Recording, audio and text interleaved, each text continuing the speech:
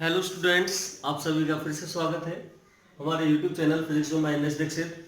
चलिए आज हम lecture number 3 of current electric start करते हैं। इसमें सबसे पहले लेते हैं ओम्स लॉ। हमारे बाबा थे डॉक्टर जॉर्ज साइमन ओम। उन्होंने सबसे पहले इस नियम को बताया था। It is the most fundamental of electricity which is given by George Simon Ohm in 1828। बहुत पहले दे दिया था उन्होंने, जब तक कि हमको पता भी नहीं था भाई करंट कैसे फ्लो करता है कैसे। 1828 में उन्होंने ये लॉ दे दिया था हमारी दुनिया को। तो उन्होंने ये बताया था, it states that when physical condition remain same. सबसे पहले लाइन बनाई थी उन्होंने, when physical condition remain same.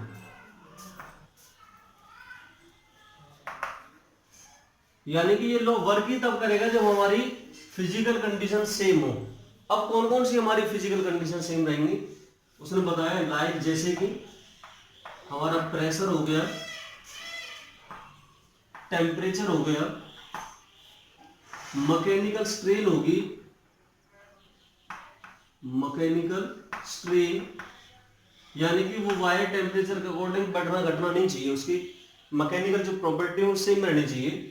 ये तीन चीज हमारी लगभग ये क्या होनी चाहिए, कांस्टेंट रहनी चाहिए, सेम रहनी चाहिए। देन उसके बाद क्या होगा, then the current flowing, then the current flowing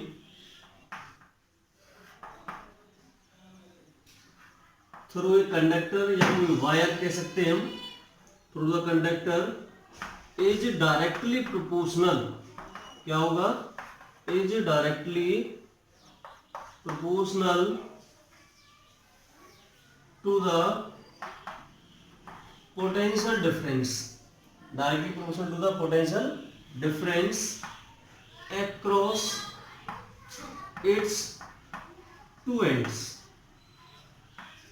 उसके सिरों के पोटेंशियल डिफरेंस का मतलब विभवांतर के समानुपाती होगा। कहने का मतलब बच्चा मैं ये बता सकता हूं, ये कोई हमने कंडक्टर ले लिया कोई, और इस कंडक्टर को हमने किसी पोटेंशियल डिफरेंस यानी कि किसी सोर्स ऑफ ईएमएफ के साथ हमने कनेक्ट कर दिया। वी इसका क्या है, पोटेंशियल है बैटरी का। ये हमने ए एंड माना कंडक्टर का, और ये कौन सा माना, बी एंड। कंडक्टर की लेंथ हमने कंसीडर की एल, और एरिया ऑफ जो क्रॉस सेक्शन है इसका वो कितना ले लिया हमने कंडक्टर का, ए ले लिया बच्चा। हम जानते हैं every metal consist of some resistance. प्रत्येक मेटल में कुछ ना कुछ रेजिस्टेंस होता है। क्यों?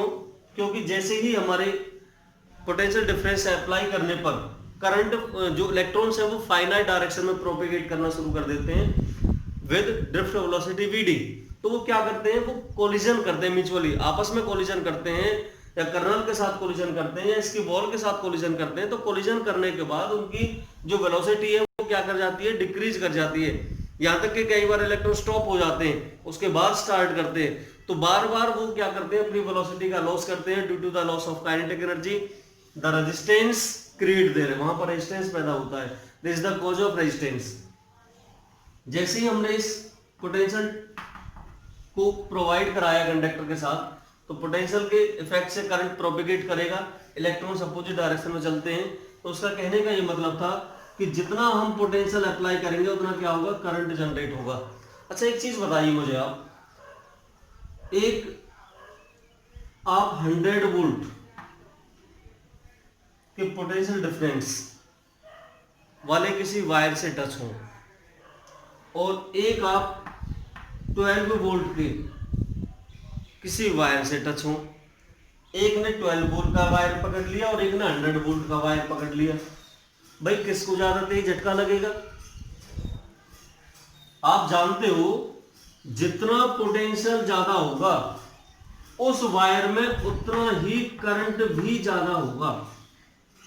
जिसका पोटेंशियल डिफरेंस कम होगा उस वायर में करंट भी उतना ही कम होगा, और जितना करंट कम होगा उतना ही झटका कम लगेगा। वोल्टेज ज्यादा, करंट ज्यादा, झटका ज्यादा। वोल्टेज कम, करंट कम तो झटका भी कम। यही कारण है जितना पोटेंशियल ज्यादा होगा, हमारी मेन लाइन का 220 वोल्ट का पोटेंशियल होता है, 220 से 240 तक, तो वो हमें बहुत ज़्यादा शॉक देती है, जबकि हमारी जो बैटरी होती है, बैटरी का जो पोटेंशियल है वो 12 वोल्ट होता है, क्योंकि उसमें 6 वोल्ट होते हैं, ईच वोल्ट रहता है वो 2 वोल्ट का रहता है, तो 12 वोल्ट की हमारी बैटरी बनती है।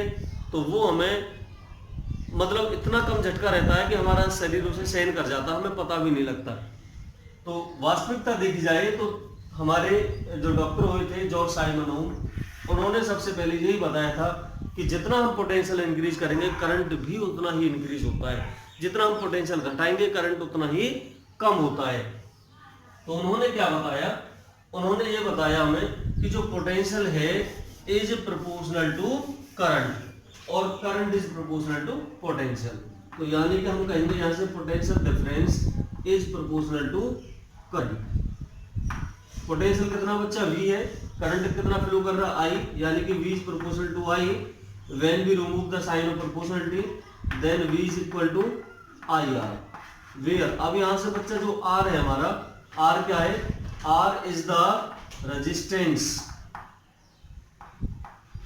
Of A metallic conductor, of A metallic conductor, यानी कि एक तरह से प्रोपोर्शनलिटी कांस्टेंट है। आर इज द, इसको हम ये भी कह सकते हैं कांस्टेंट ऑफ प्रोपोर्शनलिटी, या फिर इसे क्या कहेंगे हम, resistance of A metallic conductor. यदि बच्चा हम यहां से आर निकालते हैं तो आर कितना हो जाता है V ओवर I। कहने का मतलब जो रेजिस्टेंस है it is the ratio between voltage to its current, voltage और करंट दोनों का क्या रहेगा, रेशियो रहेगा। यदि मैं 1 वोल्ट वोल्टेज अप्लाई करूं, 1 एम्पियर करंट अप्लाई करूं, तो रेजिस्टेंस कितना होगा, यानी कि रेजिस्टेंस की यूनिट क्या होगी। यूनिट पर चलने से पहले हम चर्चा कर लेते हैं इसकी ग्राफ की। तो बच्चा इस एक्सिस में मैंने ले लिया करंट और इस एक्सिस में ले लिया मैंने वोल्टेज, ये हमारा ओरिजिन हो गया, that is the Y axis and X axis. यदि मैं करंट इंक्रीज करता हूं तो हमारा वोल्टेज भी इंक्रीज होता है, यदि मैं वोल्टेज इंक्रीज करता हूं तो करंट भी इंक्रीज होता है। कहने का मतलब एक तरह से जो रेजिस्टेंस रहेगा वो हमारा यूनिफॉर्म रहेगा, यानी कि रेजिस्टेंस रहेगा वो क्या रहेगा, always constant for a metal या फॉर दैट मेटल, एक मेटल के लिए कांस्टेंट रहेगा। यदि हमारी मेटल चेंज होती है तो कहीं ना कहीं रेजिस्टेंस और रेजिस्टिविटी दोनों पर इफेक्ट पड़ता है।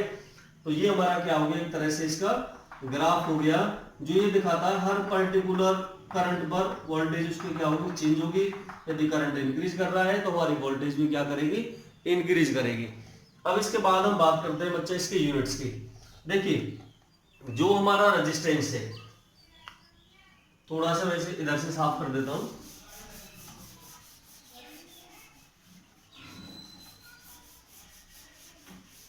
बच्चे यदि हम इसके यूनिट्स की बात करें, हमारा रेजिस्टेंस होता है वोल्ट पर एम्पियर, यानी कि वोल्ट किसकी यूनिट होगी, वोल्ट यूनिट होगी हमारी वोल्टेज की, और करंट की यूनिट होगी हमारी एम्पेयर। क्या होगी बच्चा, एम्पेयर होगी।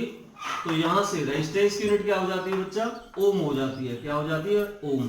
यदि मैं 1 वोल्ट पोटेंशियल अप्लाई करूं, 1 एम्पियर वहां से करंट जनरेट हो, तो रेजिस्टेंस कितना होगा, 1 ओम होगा। अब यहां से एक 1 ओम की डेफिनेशन भी बन जाती है, डिफाइन 1 ओम, कई बार पूछ लेता है। तो 1 ओम को हम कैसे डिफाइन करेंगे, 1 ohm is that resistance of a conductor और a wire when 1 ampere current flowing through it on applying the potential of 1 volt. कितना पोटेंशियल अप्लाई करें हम, 1 वोल्ट का पोटेंशियल अप्लाई करें। यहां से ओम का जो सिंबल है वो ये सिंबल होता है बच्चा, इस तरह से हम ओम को बनाते हैं। दूसरा, यदि मैं इसके सर्किट डायग्राम जो सिंबल यूज होता है वो बात करूं, तो ये हमारा रेजिस्टेंस का सिंबल होता है। रेजिस्टेंस को हम इस तरह से रिप्रेजेंट करते हैं, ये हमारा रेजिस्टेंस है। यदि मैं रेजिस्टेंस में ऐसे कोई क्रॉस एरो लगा दूं तो ये हमारा क्या बन जाता है बच्चा, वेरिएबल रेजिस्टेंस। क्या बोलते हैं इसे, वेरिएबल रेजिस्टेंस भी बोलते हैं हम। अच्छा, यदि आपको एमीटर का सिंबल बनाना है तो ये एमीटर का सिंबल होता है हमारा। यदि हमें वोल्टमीटर का सिंबल बनाना है तो ये वोल्टमीटर का सिंबल होता है।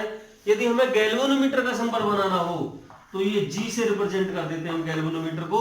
या गैल्वेनोमीटर का एक और भी सिंबल है बच्चा, गैल्वेनोमीटर को हम ऐसे भी रिप्रेजेंट कर देते हैं एरो लगा करके। जी गैल्वेनोमीटर के निडल यानी कि डिफ्लेक्शन निडल दिखाती है कि गैल्वेनोमीटर हमारा क्या है, जीरो का मतलब नल पोजीशन पर है, ये डिफ्लेक्ट कर रहा है तो डिफ्लेक्शन मोड में है। तो हमने अभी तक क्या पढ़ा है, हमने अभी तक ओम्स लॉ पढ़ा है। आगे हम बात करते हैं करंट डेंसिटी की, इसके रिलेशन की, बहुत सारे टॉपिक कराए जाएंगे। आप इसका स्क्रीनशॉट ले लें तब तक बच्चे। स्टूडेंट्स नेक्स्ट टॉपिक है हमारा factors affecting the resistance. Resistance को कौन कौन से फैक्टर प्रभावित करते हैं। देखिए हमने कोई मेटालिक रेजिस्टेंस लेकर के, कोई कंडक्टर लेकर के जिसका आर रेजिस्टेंस है, उसे हमने एक बैटरी से कनेक्ट कर दिया जिसका पोटेंशियल V वोल्ट है। जो कंडक्टर है हमारा उसकी लेंथ हमने L ले ली और एरिया ऑफ क्रॉस सेक्शन कितना ले लिया, A ले लिया, capital A be the area of cross section, R be the resistance of the metallic conductor when the key is close. जैसे हमने यहां से किसी की को क्लोज किया तो करंट हमारा फ्लो करेगा सर्किट के अंदर। लेकिन जो हमारा रेजिस्टेंस है वो कब डिपेंड करता है, व्हेन टेम्परेचर रिमेन्स कांस्टेंट। तो यहां लिखेंगे एट कांस्टेंट टेम्परेचर।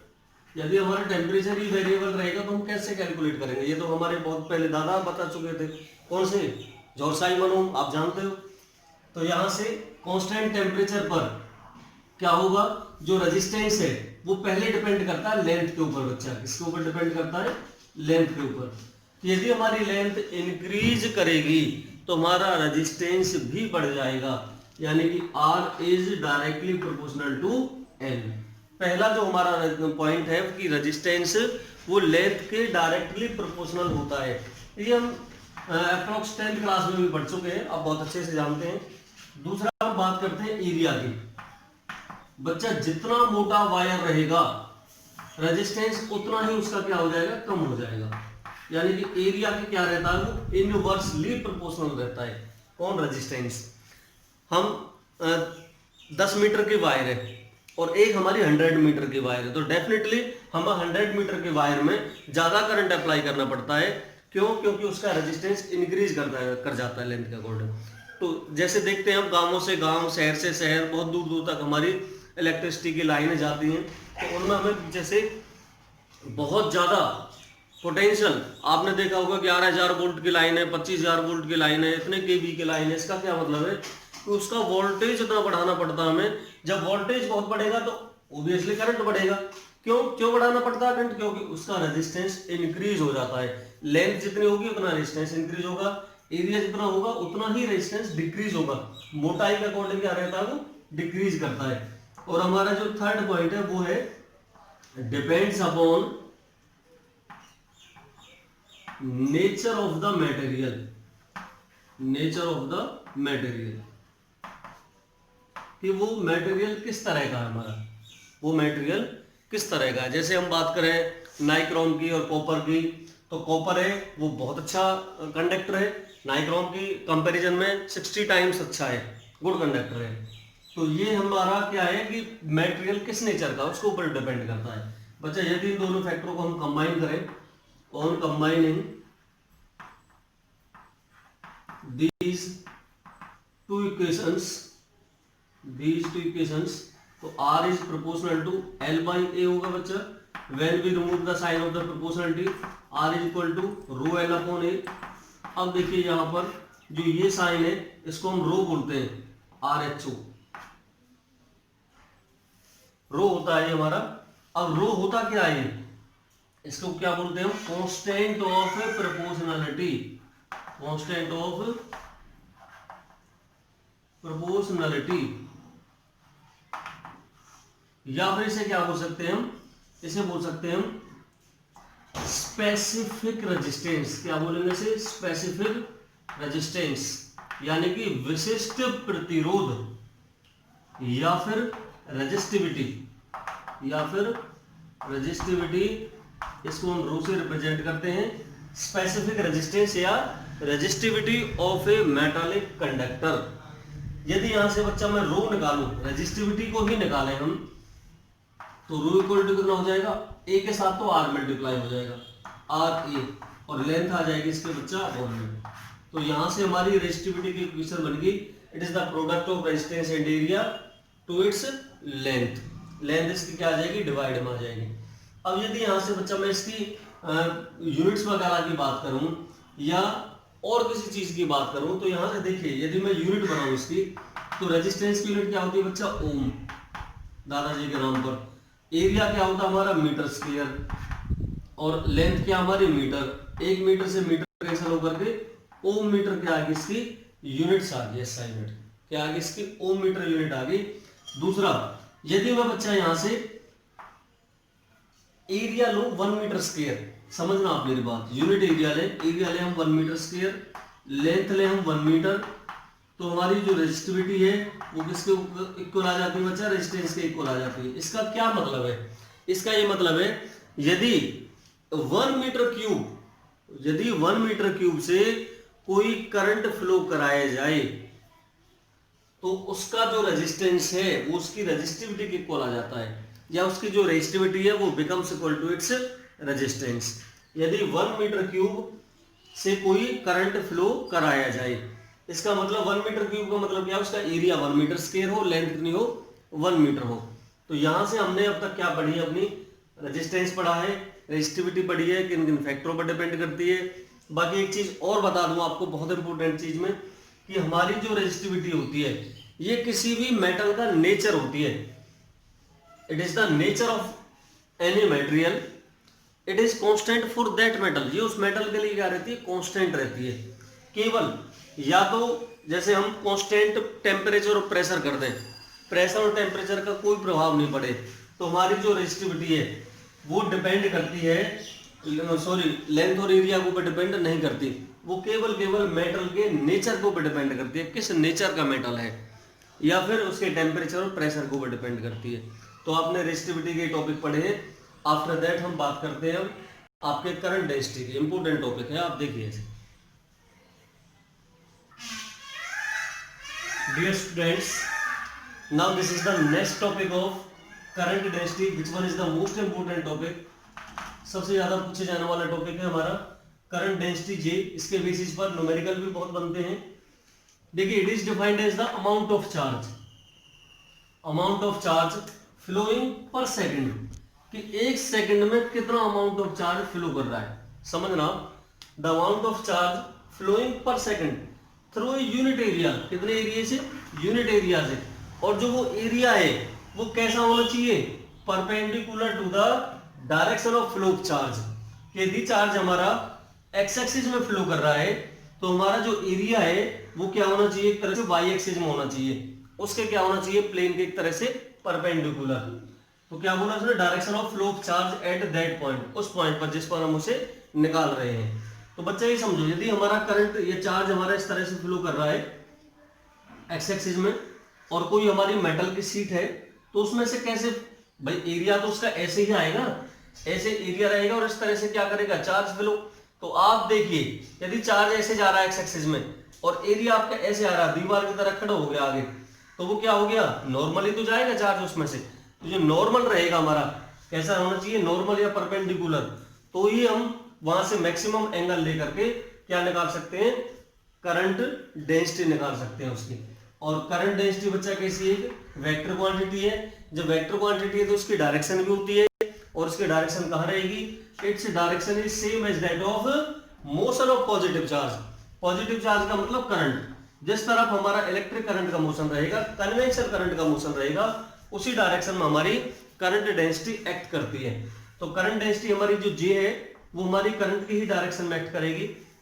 ये मैंने कोई कंडक्टर ले लिया, इसमें से बहुत सारा चार्ज फ्लो कर रहा है हमारे एक्स एक्सिस में, एरिया ऑफ क्रॉस सेक्शन कितना ले लिए, कैपिटल ए, वो इस चार्ज की क्या आ रहा है, नॉर्मल आ रहा है डायरेक्शन में।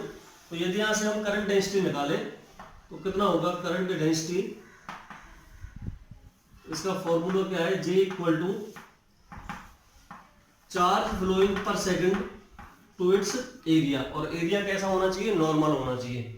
बच्चा हम जानते हैं Q अपॉन T क्या होगा, J equal to Q upon T बनता है हमारा करंट अपॉन एरिया, और यहां से यदि मैं I निकालूं तो J इंटू A आ जाएगा। तो हमारा J का फॉर्मूला क्या आ गया, I upon A, first equation let कर ली हमने। अच्छा, अब तो बात है यदि ये नॉर्मल हो, लेकिन यदि हमारा जो एरिया है वो चार्ज के डायरेक्शन के साथ नॉर्मली नहीं बनाई, कुछ एंगल बना करके चले, यानी कि इसके अलोंग नहीं चले, कुछ एंगल बनाए इस तरह से कि हमारा एक तरह से करंट तो जा रहा है ऐसा, चार्ज इस तरह से जा रहा है और जो एरिया है हमारा वो इस तरह से आ रहा है। समझ रहे हो बच्चों?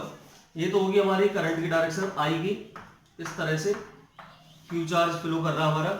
और जो इसका एरिया है, इसका एरिया कितना माना मैंने, एरिया माना ए, लेकिन जो एरिया है उसका प्लेन इस तरफ है, ये आ गया, इसका प्लेन इस तरफ है।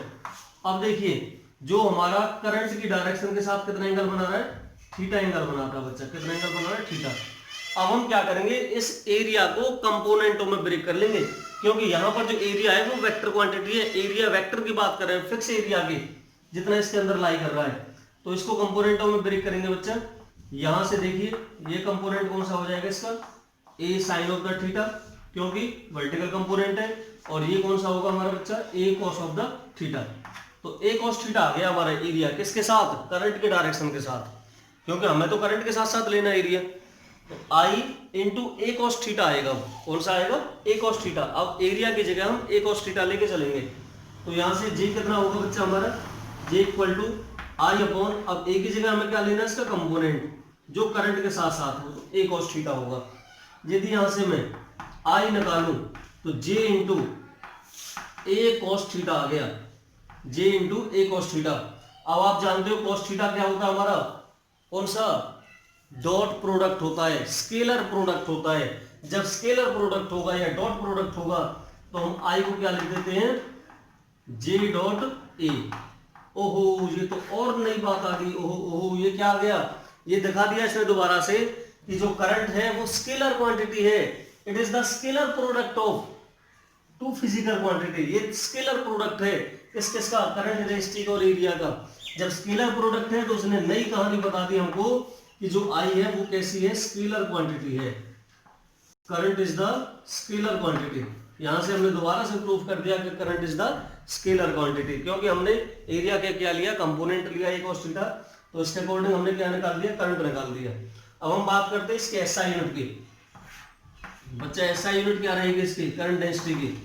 देखिए करंट की एसआई यूनिट क्या होती है, एम्पेयर, क्या होगी, एम्पेयर, और एरिया की यूनिट होती है मीटर स्क्वायर। तो इसके एसआई यूनिट क्या बनेगी, ampere per metre square, ampere per metre square is the SI unit of current density. किसकी यूनिट बनी है हमारी, करंट डेंसिटी की यूनिट बनी है। बहुत इंपॉर्टेंट टॉपिक है। आगे हम बात करते हैं रिलेशन बिटवीन सिग्मा जे ई। सिग्मा क्या है, कंडक्टिविटी, ई क्या है, कैपिटल ई, इलेक्ट्रिक फील्ड, और हमारा जे क्या है, करंट डेंसिटी। तीनों के रिलेशन की बात करेंगे, बहुत ज्यादा पूछे जाएंगे। Sigma J E, sigma is the conductivity, J is the current density and E is the electric field. तीनों के रिलेशन की बात करते हैं हम। देखिए वी नो दैट, और पीछे का रिलेशन उठाएंगे हम, we know that relation between current and drift velocity. कौन सा रिलेशन उठाया हमने, relation between current and drift velocity. ये हम रिलेशन अपनी प्रीवियस वीडियो में करा चुके हैं। यदि आपने अभी तक वो वीडियो नहीं देखी है तो आप हमारे प्रीवियस लेक्चर से, फर्स्ट लेक्चर से जाकर के देख सकते हैं उन वीडियो को। I current, N is the electron density, E is the charge on electron, A is the area of cross section, B is the drift velocity. यदि यहां से बच्चा मैं ए को इसके नीचे लेके आऊं तो I over A equal to N E into V D. यहां से हमें क्या करना, अब वी डी की वैल्यू चेंज करनी है। We know that drift velocity हमारी किसके इक्वल रहती है, ई ओवर एम इंटू में टो। हम केवल मैग्नीट्यूड लेके चल रहे हैं, ना ही हमने यहाँ चार्ज का कोई वो दिखाया नेगेटिव है, इलेक्ट्रॉन है, या यहाँ भी नहीं दिखाया हमने, केवल हम मैग्नीट्यूड लेके चलेंगे। तो वीडी की वैल्यू हम यहाँ पुट कर देंगे। आई ओवर ए बच्चा क्या बनता है, जे बन जाएगा हमारा करंट डेंसिटी, क्योंकि करंट पर यूनिट एरिया। यहाँ से एन ई, वीडी की वैल्यू कितनी है हमारी, ई ओवर एम इंटू में टो हो जाएगा बच्चा। यहाँ से J equal to N E into E square हो जाएगा, कैपिटल ई अपॉन एम, और इंटू में कितना टो है इसका, कैपिटल ई को हमने पीछे ले लिया। ये हमारी इलेक्ट्रिक फील्ड है। यहां से अब हमें क्या करना बच्चा, ये जो हमारी टर्म है कंप्लीट, देखिए हम जानते हैं जो रेजिस्टिविटी होती है हमारी, रेजिस्टिविटी रो रहती है हमारी M/N E² टो। ये हम रेजिस्टिविटी वाले प्रीवियस टॉपिक में भी करा चुके हैं, रेजिस्टेंस रेजिस्टिविटी। यहां से क्या करना है, J इक्वल टू, ये हमारा कितना बन जाएगा, उल्टा है तो 1/रो बनेगा, इनटू में E is the electric field, और 1/रो रेसिप्रोकल ऑफ द रेजिस्टिविटी क्या बनता है बच्चा, कंडक्टिविटी बनता है हमारा। तो J इक्वल टू कितना हो जाएगा हमारा, सिग्मा इंटू ई के। अब E यहाँ इलेक्ट्रिक जो फील्ड है वो वेक्टर क्वांटिटी है, और जो J है हमारा ये वेक्टर क्वांटिटी करंट डेंसिटी। इसका मतलब J सिग्मा E का रिलेशन आ गया, और इस रिलेशन का एक और नाम दिया है, इसको हम बच्चा वेक्टर फॉर्म ऑफ, क्या बोल सकते हैं, vector form of Ohm's law. इसको हम ओम्स लॉ को वेक्टर फॉर्म भी कह सकते हैं, बहुत इंपॉर्टेंट है, आप इसको करके। आज हमारा मन वीडियो को ज्यादा खींचने का नहीं है, इसी टॉपिक पर हम वीडियो को खत्म करेंगे। ये हमारा लास्ट टॉपिक है इलेक्ट्रॉन मोबिलिटी, इसे म्यू से रिप्रेजेंट करते हैं हम। तो क्या डेफिनेशन है बच्चा, it is defined as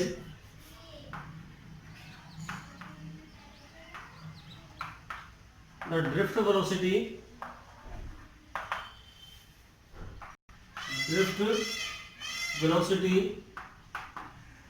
acquired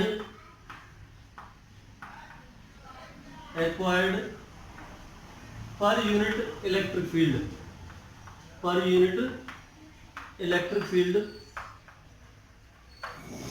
is called electron mobility. It is represented by mu. इसे हम किससे रिप्रेजेंट करते हैं बच्चा, म्यू से रिप्रेजेंट करते हैं। तो म्यू कितना होगा, इलेक्ट्रिक फील्ड यानी कि drift velocity acquired per unit electric field VD upon E, इसका क्या बन गया हमारा फॉर्मूला बन गया। अब यहां से हमें थोड़ा सा चेंज करना है। वी नो दैट हम जानते हैं VD जो ड्रिफ्ट वेलोसिटी हमारी किसके इक्वल रहती है, वो ड्रिफ्ट वेलोसिटी रहती है हमारी बच्चा E ओवर M इंटू में टो। यहां से ये हमारा ड्रिफ्ट वेलोसिटी का रिलेशन है, इसकी वैल्यू हम यहां पुट कर देते हैं। देन इलेक्ट्रॉन मोबिलिटी में इक्वल टू कितना हो जाएगा, E ओवर M इंटू में कैपिटल E इंटू में टो। E से ये E कैंसिल हो जाता है। इलेक्ट्रॉन मोबिलिटी का जो हमारा फॉर्मूला है वो कितना बनता है, E अपॉन M इंटू में टो। अच्छा, यदि वो आपसे, ये बहुत ज्यादा पूछे जाने वाला क्वेश्चन था, यदि वो आपसे ये कहे कि मैं इलेक्ट्रिक फील्ड की वैल्यू डबल कर देता हूं तो बताइए इलेक्ट्रॉन मोबिलिटी पर क्या इफेक्ट पड़ेगा। तो बच्चे क्या कहेंगे, इस रिलेशन के हिसाब से हाफ हो जाएगी, बट ऐसा नहीं होता। क्यों, क्योंकि इलेक्ट्रॉन मोबिलिटी हमारी इलेक्ट्रिक फील्ड पर डिपेंड ही नहीं करती। आप इलेक्ट्रिक फील्ड की वैल्यू घटाओ, बढ़ाओ, डबल करो, ट्रिपल करो, हाफ करो, no change in the value of electron mobility because it does not depend upon the electric field. यदि मैं इसकी SI यूनिट की बात करूं तो यूनिट यहां से बनती है बच्चा। SI यूनिट की बात करते हैं हम, देखिए वेलोसिटी की यूनिट होती है हमारी मीटर पर सेकंड, अपॉन इलेक्ट्रिक फील्ड की यूनिट होती है हमारी वोल्ट पर मीटर। पर मीटर का क्या जाएगा, ऊपर जाएगा, तो वो क्या हो जाएगा, मीटर हो जाएगा। यानी कि metre into metre, metre square, और क्या हो जाएगा पर वोल्ट पर सेकंड। ये हमारी क्या आगे इसकी SI यूनिट आ जाती है, किसकी, इलेक्ट्रॉन मोबिलिटी की। और बहुत इंपॉर्टेंट टॉपिक है, ज्यादा से ज्यादा आप वीडियो को देखें, लाइक शेयर सब्सक्राइब करना ना भूलें।